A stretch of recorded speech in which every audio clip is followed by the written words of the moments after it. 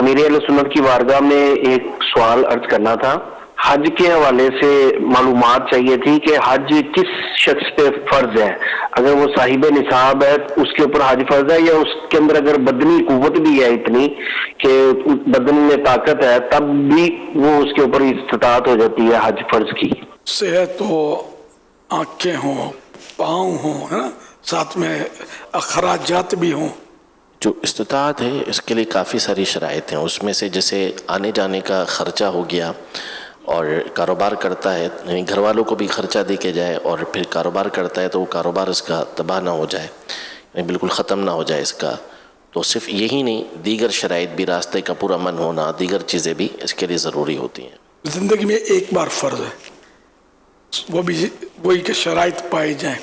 خالی یہ نہیں کہ پیسے ہیں تو بہار شریعت کے چھٹے حصے میں پہلی جلد میں آخر میں یہ چھٹا حصہ ہے، اس میں یہ فرائض شرائط سب لکھی بھی ہیں.